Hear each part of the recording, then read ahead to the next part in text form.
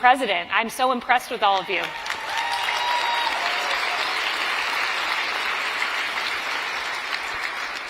But I'll tell you, I had a lot of apprehension after taking the job. I wondered if I'd be able to do it. It was a big task, taking to the podium during COVID-19. I was riding up with my husband in his truck up the Eastern Corridor, and I was kind of a nerd in college and in high school, and I was on the debate team. I loved preparation. So, I'm madly reading academic journal articles about how to be a good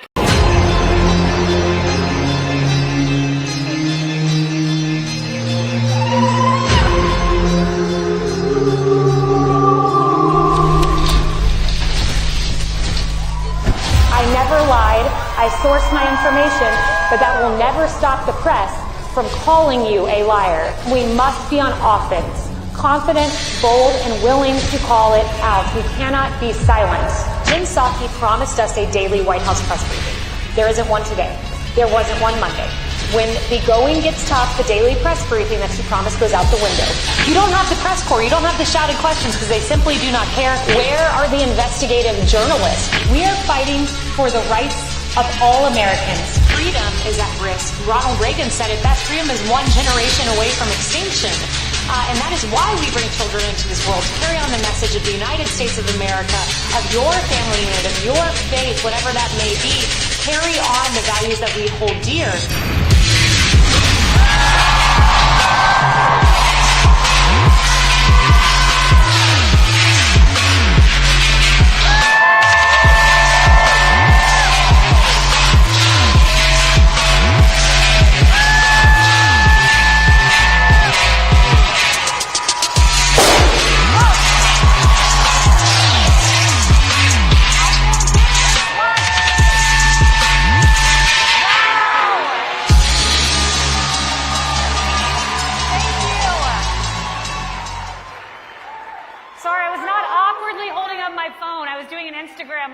So you all were on there.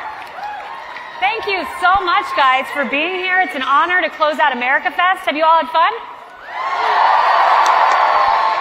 I love it. Well, as you all know, you may have watched, I spent a lot of time taking questions from the White House podium, but I have a question today, an important question. What is going on at 1600 Pennsylvania Avenue? What is going on? I mean, just last week, I watched our President Joe Biden refer to President Kamala Harris. Okay? So then I flip over to see what the Vice President's up to, and literally she's doing this interview with Charlemagne. Did any of you see it? This is a direct quote. No, no, no, no, no. And don't start talking like a Republican. And it's Joe Biden, and it's Joe Biden, and it's Joe Biden. And I'm Vice President, and my name is Kamala Harris. What is wrong with this lady? What is wrong? I mean, I don't know what's worse. Who's out of it more, Joe Biden or Kamala? It's really a toss-up, which is mildly concerning because they're running our country. But there's that. A lot has changed. I mean, I think President Trump is a vast change from Joe Biden. We're seeing the disaster of the Joe Biden presidency. But not only has the president changed, the leader of the free world, the questions coming from the White House reporters have changed. Have you guys noticed that? Or maybe you're not watching the briefings. I don't know. They are a bit difficult to watch. I limit the time that I watch them. But when I do watch them, I'm just absolutely stunned by what I hear from the press corps. The first briefing that Jen Psaki gave, one of the questions asked from the press corps was this. Could you give us some color about what it was like for Joe Biden going into the Oval Office? He's been waiting for this for so long. What was his reaction? Wow. I would have loved that question. Never got it. Then there was this. Will Joe Biden keep Donald Trump's Air Force One color scheme? Ooh, hard-hitting question. And there was this. Can you clarify for us what happened with the president's dog? There's some reports that one of them was involved in a biting accident, to which Jen Psaki replied, there was one bite. We later learned many months down the road there were multiple bites. I'm not sure why you would mislead on something as innocuous as a dog bite, but indeed that's the lay of the land there at the White House. And then my favorite question was this. Any update on the White House cat? Whoa. Now compare, rewind when I was at the podium. Here's some of the stellar questions that were asked of me. Let me ask if I can, Kayleigh, why does the president keep hiring people who are dumb as a rock, overrated, way over their heads, wacko, and incompetent? Was a question. Then there was, so you've used the phrase warriors to describe everyday Americans fighting the pandemic. The president's using that phrase as well. What's the thinking behind using that description? And is he basically asking Americans to put themselves in harm's way like warriors do? No, I think he's just praising the American people for fighting through COVID-19, but there you go. And then there was the question, you can literally go back and watch. I'm like flipping through the pages of my binder, finding my tab, and then I pause and I look up like this in total bewilderment, because this is the question I was asked. Does President Trump believe that it was a good thing that the South lost the Civil War? Really?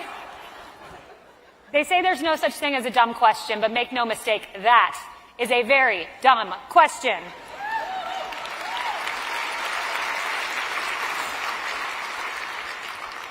But I will tell you the answers coming from the podium have changed as well. There's a lot of deception. We were told that Republicans want to defund the police. Republicans, they literally said that. And for that one, the so-called fact checkers woke up and gave the administration 3 Pinocchios. That's rare for a liberal president, but they did that. We were told Biden never called the travel restrictions on China xenophobic. He did. You can go find the tweet. We're told there's no crisis on the southern border. No. Tens of thousands of illegal immigrants sitting under a bridge in Del Rio in human excrement and squalid conditions. That's not a crisis, the White House tells us. If that's not a crisis, I'm not sure what the definition of crisis is, because that's pretty squarely a crisis. We were told there's not a crime problem, it's just a gun problem. We were told that Build Back Better, which thank goodness Joe Manchin, he deserves a clap. Joe Manchin put an end to. We're told it would cost $0. The White House is still saying that lie. And then there's the lie that Trump never did anything constructive in the Middle East. We were told that. Okay, wait. 1, 2, 3 Middle East peace deals, more than any president before him. I think he did something constructive in the Middle East, but nevertheless, that is what we are told. But let me back up about how I got to the podium, because I think it's an instructive story for anyone who wants to pursue a career in politics, media, or whatever you want to pursue. My opportunity at the podium really came out of nowhere. I was riding in the car with my daughter, baby Blake, in the back, and my mom's driving, and I get this call on my phone. It was an odd set of numbers, and I knew it to be the White House switchboard. And I knew the president not well, I would say. We had spoken a handful of times. I had seen him on the campaign trail because I was his campaign press secretary, but I get this call. I'm like trying to keep my daughter quiet, pink pacifier in the mouth, like stay quiet, it's the President of the United States calling. And he called, and out of the blue, he said, can I ask you a question? And I said, sure. And he said, would you be interested in being my White House press secretary? To which I responded, Mr. President, that would be the honor of my lifetime. To which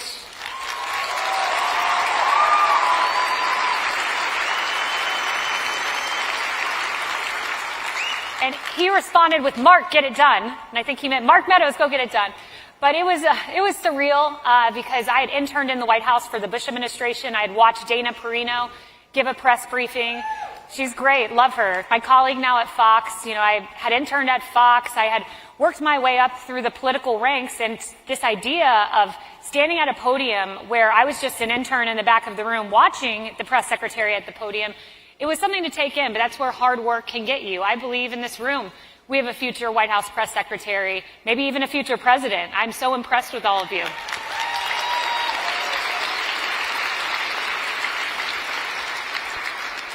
But I'll tell you, I had a lot of apprehension after taking the job. I wondered if I'd be able to do it. It was a big task, taking to the podium during COVID-19. I was riding up with my husband in his truck up the Eastern Corridor, and I was kind of a nerd in college and in high school, and I was on the debate team. I loved preparation. So, I'm madly reading academic journal articles about how to be a good press secretary.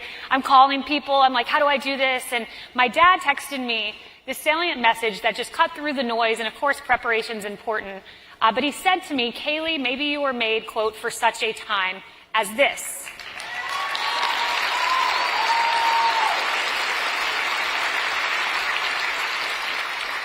And those words are from the book of Esther, Esther 4:14.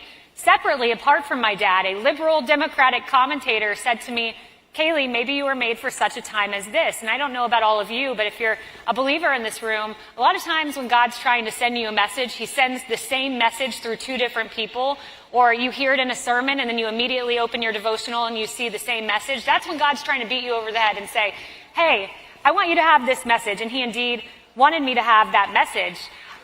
Thank you.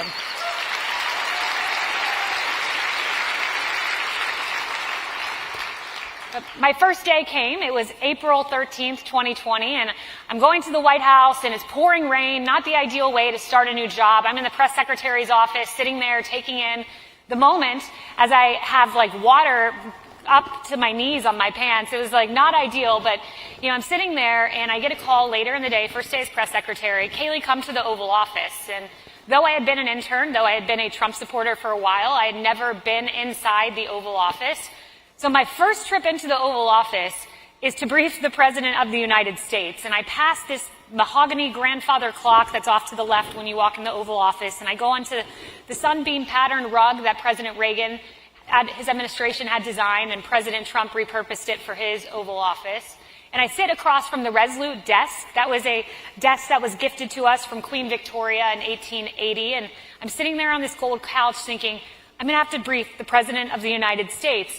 And I watch him, and I quickly learned he doesn't prep questions like where I'd be in my office and my team would come in and ask me questions and we'd think through the question and answer. He really put a lot of focus on his introduction and the scripted remarks. And it's in a binder much like this one. And I'm watching him, and he's taking a Sharpie and he's crossing through things. He tore parts he didn't like. One time, I think I even saw him take scissors and just chop a part off. So instead of his staff editing his remarks, that's how he did things.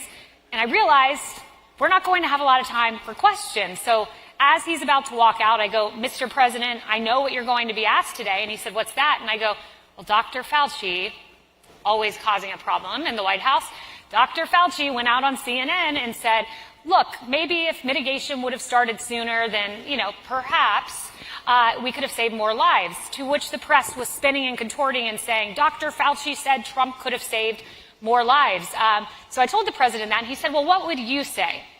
Now, I had been a religious watcher of the White House Coronavirus Task Force briefings, and my parents would come in, and I'd pause it and say, when you all stop talking, I will resume. I have to take my notes. And so I had watched these briefings. I had all the facts in my head, and I said, Mr. President, here's what I'd say. I would say, on January 6th, there was not a single confirmed case of COVID-19, and you issued a travel notice for Wuhan. On January 11th, still 0 cases. CDC issued a level 1 travel notice. January 21st, the CDC activated an emergency operations center. There was just 1 COVID case at that time. And then on January 31st, you implemented the travel ban on China that your opponent, Joe Biden, called xenophobic. And he said, go type that up for me. So run back to my office. I type it up.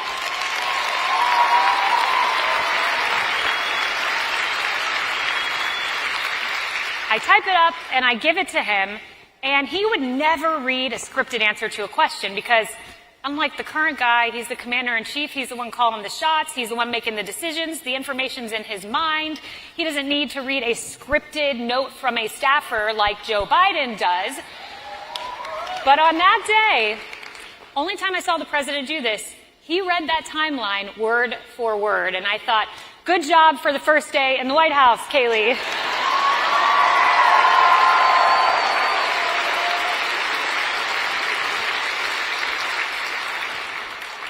So the president was doing the briefings, and I wondered if I'd ever be asked to give a briefing. It had been 400 days since a press secretary had ever given a briefing. And then out of nowhere, Trump looks at me and says, give a briefing, Kayleigh. I thought, oh, wow, this is like on a Wednesday. And then he said it again and again, and I thought, okay, I need to give myself weeks to prepare, at least a week. I need to get a binder together. And finally, on Thursday, he said, do a briefing and do it before Monday. So, wow, this is going to be a quick 24-hour turnaround.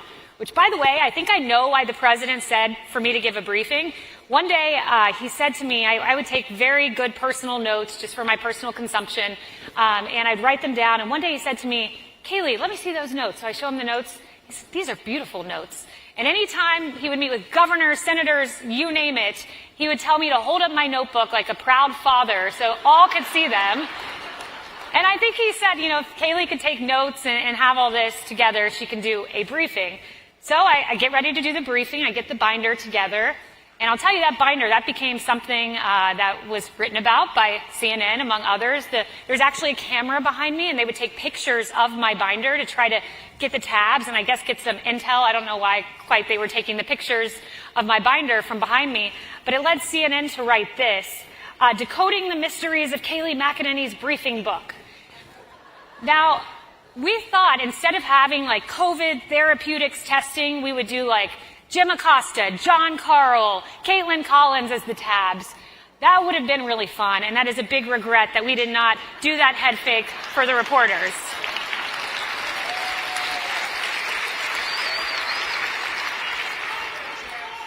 But, oh, thank you. I love you guys. Thank you. But I'll tell you, as we prepared to go to the podium that day, we put in all the work, all the human preparation. But I'll tell you, the most important thing I did was on the spiritual side. That morning, the morning of my first briefing, May 1st, 2020, I listened to a Joyce Meyer sermon about faith over fear.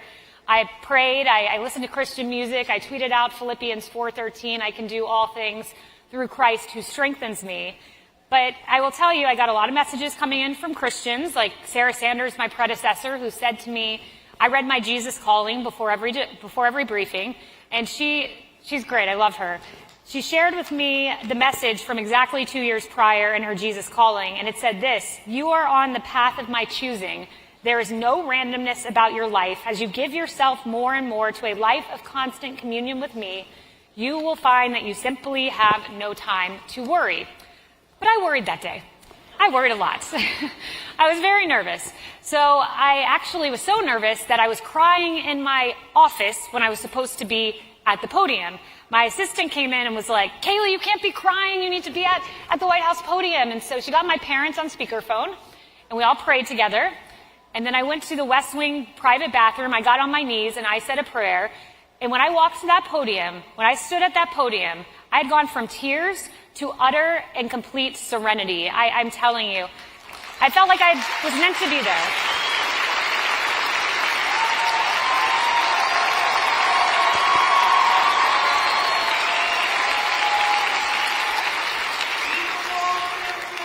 And it wasn't because of me, I can tell you, that I felt that peace. It was because I heard it all the time from people like you, that you prayed for the administration, and we felt it. I certainly felt it. I thank you for that.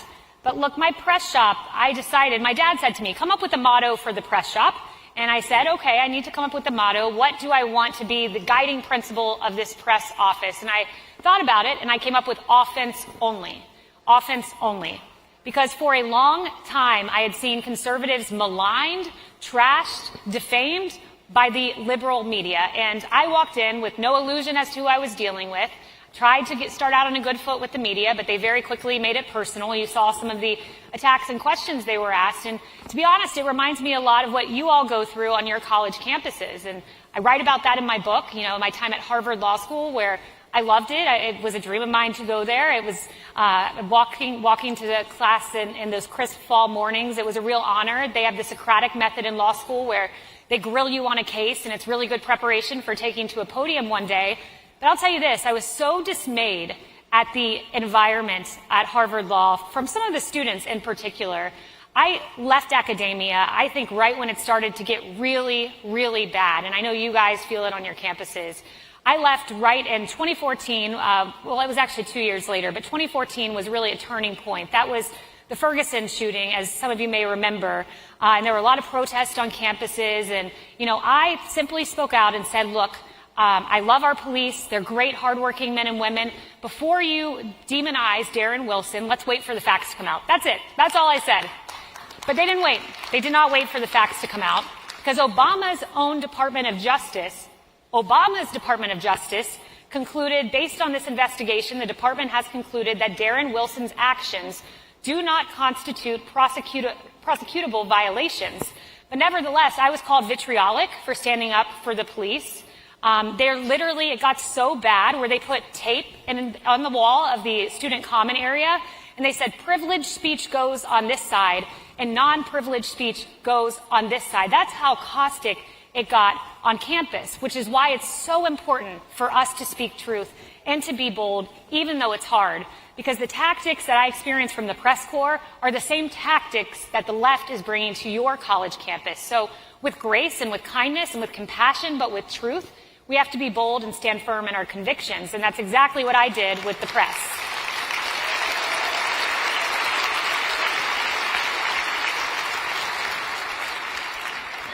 And since I left, I will say there has been a whole lot of vindication for the Trump administration, which is why I'm so glad that we shared the truth boldly from the podium.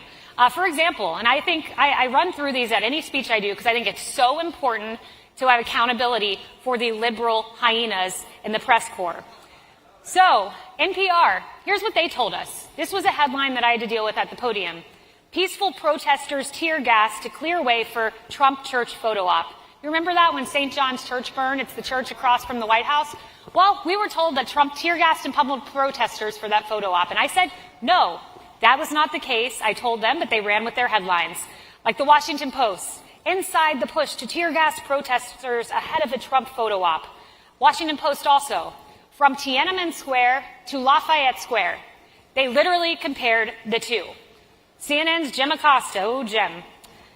Do you notice I always used to say, I like your tie, Jim? It was a way to soften him up before going in for the attack.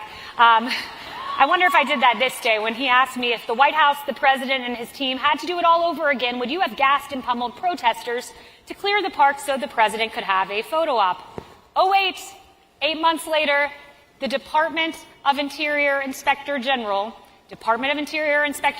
not a right-wing news source, found this.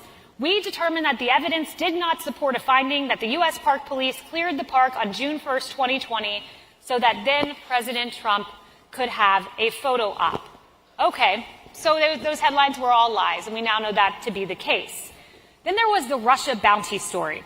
This was so deeply personal and disgusting. The New York Times reported that Russia had bounties on the heads of American servicemen and women in Afghanistan, and President Trump did nothing about it. That was the reporting. I stood at the podium and I said, this is not verified. There is no consensus on this intelligence. And in fact, there are dissenting views on this intelligence. And I even warned, before buying into a narrative from the New York Times that falsely states something about the president, wait for the facts to come out. They didn't wait. No. Listen to this irony. The current president, Joe Biden, accused Trump of dereliction of duty. How crazy is that now? Because there's one person who engaged in dereliction of duty, and it was President Joe Biden when he left those troops in Afghanistan and left American citizens in Afghanistan.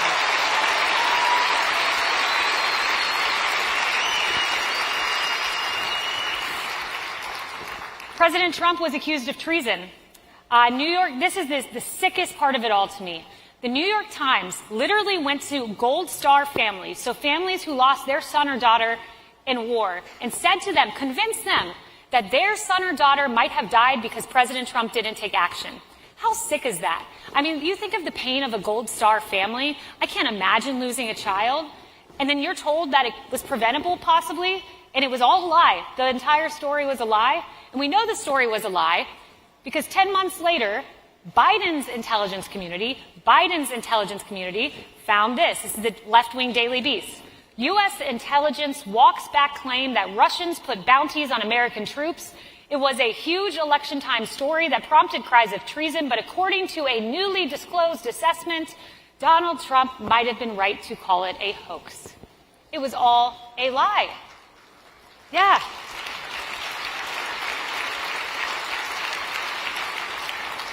Then you go to the COVID lab leak. I'll never forget President Trump saying, hey, so COVID-19 coronavirus may have originated in the lab in Wuhan where they're working on coronavirus. Makes a whole lot of sense, right? Well, not to the press. USA Today said, Trump says U.S. investigating whether coronavirus spread after China lab mishap, but cites no evidence.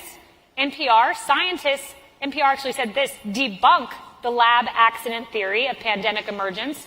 Washington Post, fact checker, was the new coronavirus accidentally released from a Wuhan lab? It's doubtful.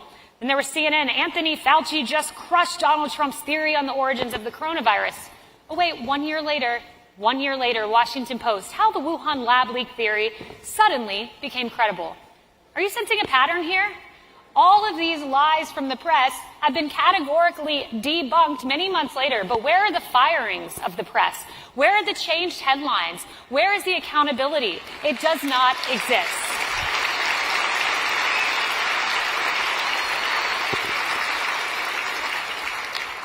But look, at Young Women Leadership Summit, I had a woman come up to me, and a young girl, and she said to me, it's hard to feel optimistic. Like that, those are all problems. Those are all, terrible things. But, what should give me optimism for the way forward?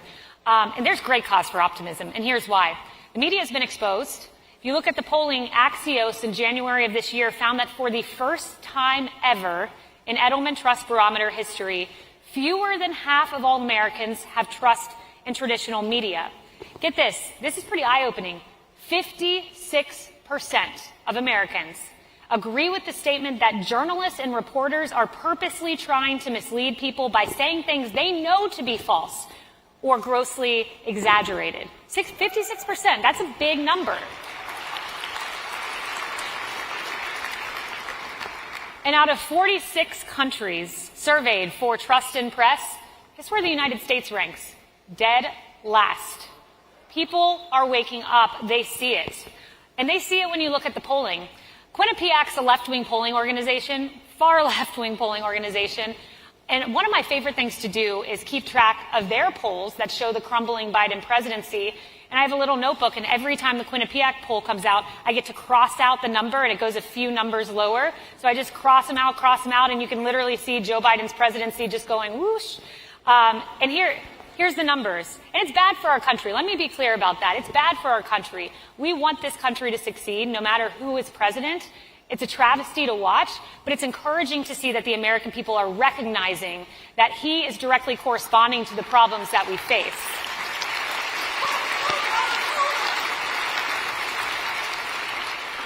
So the numbers are in from left-wing Quinnipiac. 50% disapprove of Biden's COVID response. 59% disapprove of Biden's economy. 58% disapprove of Biden's foreign policy. 65% disapprove of Biden's handling of Afghanistan.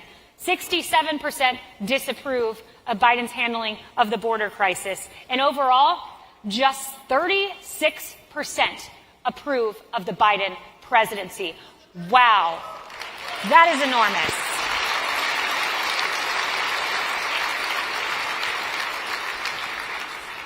But look, we need you. I was just a young girl with a lot of passion. I rode in my dad's truck, listened to the late, great Rush Limbaugh. I was a Rush baby. Rush Limbaugh informed my entire political compass. And then I grew up in the pews of my local Southern Baptist church, and that's where I learned something greater than political truth, and it is the truth that Jesus Christ is Lord and Savior.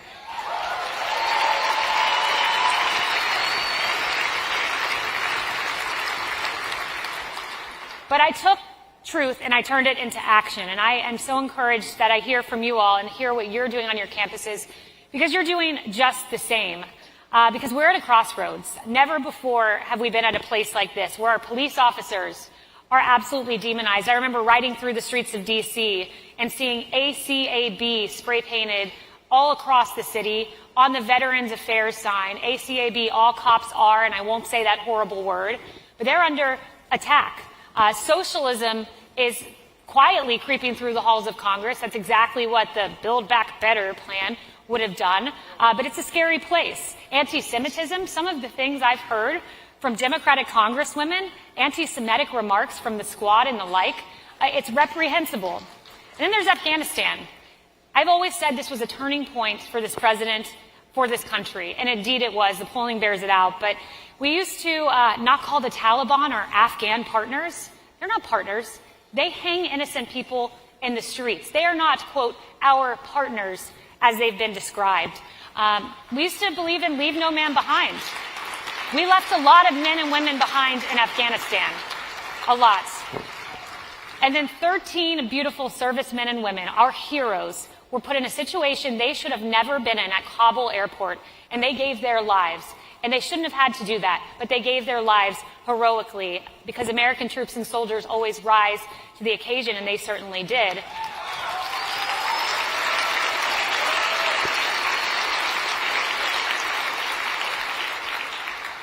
And then our nation's greatest symbols are under attack. Began with the tearing down of monuments, but it ended with a church that was burning. I'll never forget, 10:30 p.m., St. John's Church lit ablaze. I didn't believe it until I turned on the TV and saw it with my own eyes. St. John's Church, a historic, beautiful little yellow church across from the White House. I passed it each and every day. It was built in 1815. It was called the Church of the Presidents because every president from James Madison on down had attended a service at this historic church. On top of the church is a 1,000-pound bell made by Paul Revere's son. Well, that church was lit ablaze. So as I'm watching this, I'm press secretary at the time, I thought to myself, what's the history behind this church? I want to know a little bit more about it. And here's what I found, and there's irony here because these rioters who burned that church purportedly were doing so on behalf of equal rights. Well, here's the history of the church. 1963, St. John's rector was Reverend John C. Harper. He was told to shut the doors of the church. Why? He was told that there would be a bloodbath. That bloodbath, that was the prediction, ended up being the March on Washington, the biggest peaceful march on behalf of equal rights, the one ending with Reverend Dr. Martin Luther King and his beautiful I Have a Dream speech. Well, this reverend at this church refused to close the doors. And as the March on Washington was happening, he said this, "Our family on earth are we, throughout its widest span. Oh, help us everywhere to see the brotherhood of man." Those were the lyrics coming from the church. And when Harper was asked, why didn't you shut the doors of the church? He said this, "This church building is open as it has always been to any who want to worship here. The ministry of this parish is extended to any who seek it. Our fellowship with one another has no limitations whatsoever." So the church that stood boldly on behalf of civil rights was the church that was lit ablaze, purportedly by rioters seeking equal rights. Our nation's churches are under attack. Our American flag is under attack. When you have a New York Times editorial board member said she was disturbed to see the American flag. Macy Gray called it tattered, divisive, and incorrect. BLM Utah called it a symbol of hatred. The U.S. Olympic Committee apparently has plans to redesign the flag. Isn't that nice? And then there was an alternate in the Olympics who said she dreamed of getting a medal so she could stand on the podium and not put that American flag around her shoulders, but so that she could burn it. Our nation's symbols are under attack, which is why we need you. Because look, they're trying to silence you. They're trying to take your voice, but you cannot let them. Because I'll tell you this, the same way my dad, who, by the way, Dad, if you're listening, why don't you come out here? We're going to do an Instagram Live. My dad and my daughter, baby Blake, my mom's here, but she's shy. So, Dad, where are you, Dad? Where is Hunter?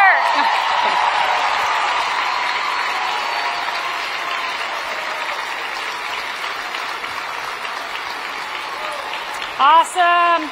He's coming, he's coming, he's coming. And I'm not texting. I'm on Instagram Live right here. Oh, Emma, my cousin. Oh, this is baby Blake. Do you have a message for the Eagles? Oh, man, you give us old birds so much hope, guys. I'm telling you. We love you guys. You keep it up, man. You give America, us old guys, we get faith now. We know we got good people coming behind us. Yes. My cousin Emma. Well, we're on Instagram Live, but I wanted to share with you, the same way my dad said I was made for such a time as this, you were made for such a time as this. Come on, baby Blake. Thank you guys so much. Woo.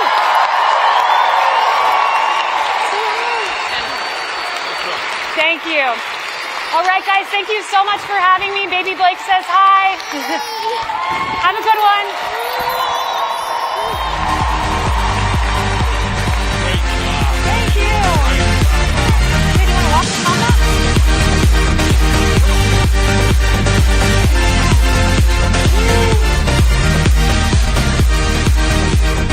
Give it up for Kayleigh one more time. That was awesome. So everybody, that's a wrap, everybody. If you are not yet involved with the Turning Point USA chapter, you guys have got to start a chapter, high school and college chapters, church chapters, and get involved with what we're doing at Turning Point USA. You were just part of something so significant and historic. How you doing, Cody? Good to see you, man. So many great patriots in this room. Make sure you support our sponsors one last time on your way out. They help make this event possible and help make these student tickets possible. So help our sponsors on the way out. And if you're not yet involved with Turning Point USA, everybody, tpusa.com, watching on the live stream, start a chapter. We're going to take this country back. See you guys next year. God bless you guys.